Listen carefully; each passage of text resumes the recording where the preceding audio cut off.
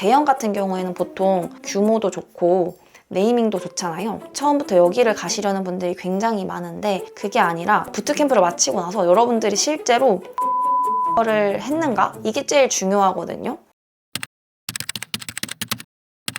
안녕하세요. 외주소녀 지우입니다. 저는 개발자이자 부트캠프 강사로 활동을 하고 있는데요. 오늘은 개발자가 되기 위한 첫걸음을 어디서 시작해야 할지 고민하시는 분들을 위해서 이야기를 준비했습니다. 컴공 학부생이나 개발 공부를 해보신 분들은 이미 잘 알고 계실 테지만 전혀 다른 타 직군에서 개발자로 전향하시려는 분들은 코딩 공부, 프로그래밍 공부, 컴퓨터 학원 같은 키워드로 검색 많이 하시더라고요. 그러다 보면 부트캠프라는 단어를 마주치게 될 텐데 이런 분들한테는 이 부트캠프라는 용어가 되게 생소하실 거예요. 쉽게 설명드리자면 부트캠프라고 하는 것은 단기간 동안 집중적으로 개발 교육을 제공하는 프로그램인데 이제 군대 신병훈련소처럼 짧은 기간 동안 개발자가 되기 위해 필수 지식이나 실무 능력을 집중적으로 훈련한다 라고 생각을 해주시면 이해가 쉬울 것 같아요. 이제 시중에는 다양한 부트캠프 종류가 있거든요. 근데 여러분들의 선택에 도움을 드리고자 유형을 나눠보자면 일단 기간별로 먼저 구별을 해보면 단기간에 집중적으로 교육을 하는 프로그램이 부트캠프지만 쉽게는 3개월 이하 그리고 4개월에서 6개월 사이 그리고 6개월 이상의 과정으로 크게 구별을 할 수가 있어요. 근데 보통 전공자 같은 경우들은 최소 2년에서 4년 정도 공부를 하니 부트캠프는 상대적으로 학습 기간이 짧게 되겠죠. 그래서 매우 밀도 높게 집중적으로 교육을 진행을 할 수밖에 없고요. 또 비용에 따라서 나눠보자면 국비 지원이 있고요. 두 번째가 무료 부트캠프가 있고 유료 부트캠프도 있어요. 이제 국비 지원 같은 경우에는 그 용어 그대로 정부에서 교육비를 지원을 해주기 때문에 수강료가 보통 무료이거나 엄청 저렴합니다. 그래서 취업 성공 패키지, K 디지털 트레이닝, 새싹 청년 취업 사관학교 같은 프로그램들이 여기에 해당한다라고 볼 수 있고요. 무료 부트캠프는 보통은 큰 기업에서 직접 운영하는 경우가 많아요. 그리고 그 해당 부트캠프를 수료를 하고 난 다음에 그 기업 취업까지 이어지기도 하기 때문에 애초에 양질의 교육생을 선발하고자 해서 선발 과정이 매우 까다롭습니다.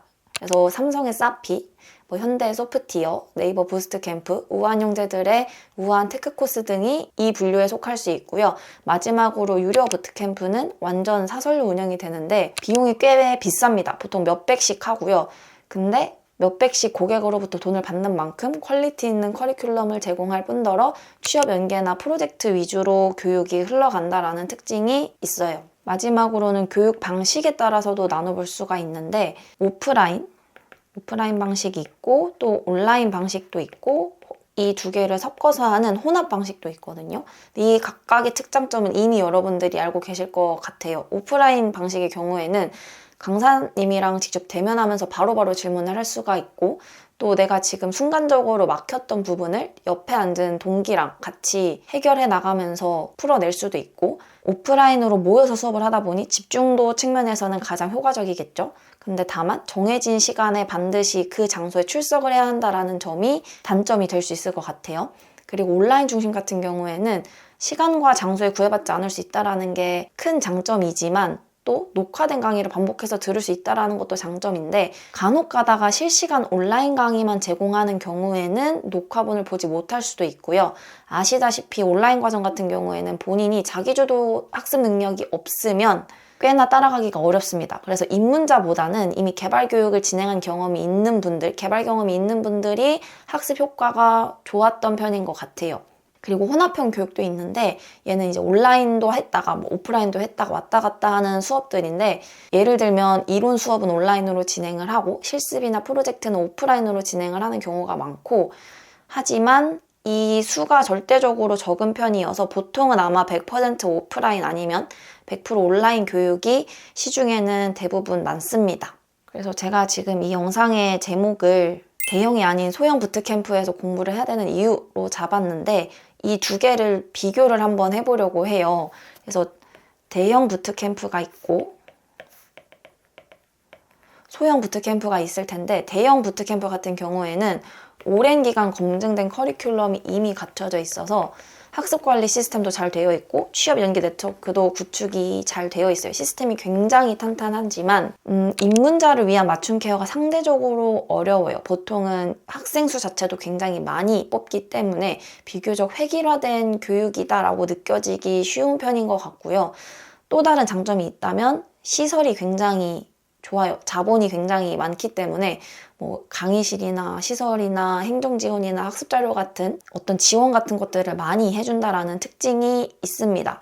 그래서 제 생각에는 사실 입문자분들이 가장 첫 교육을 대형 부트캠프로 가기에는 적합하지는 않다라고 생각을 했어요. 왜냐하면 소형 부트캠프 같은 경우에는 모르는 게 있으면 강사님한테 바로바로 물어볼 수가 있고 진도 자체도 커리큘럼 자체도 탄력적으로 운영을 할 수가 있거든요. 해당 반 상황에 맞춰서 이 반의 경우에는 이 진도를 잘 못 따라온다 하면은 이 진도의 기간을 늘리고 다른 진도를 조금 줄이는 식으로 탄력적으로 운영을 할 수도 있고 인원 자체가 적다 보니 강사가 수강생 한 명 한 명한테 신경 쓸 수 있는 여유가 굉장히 많아요.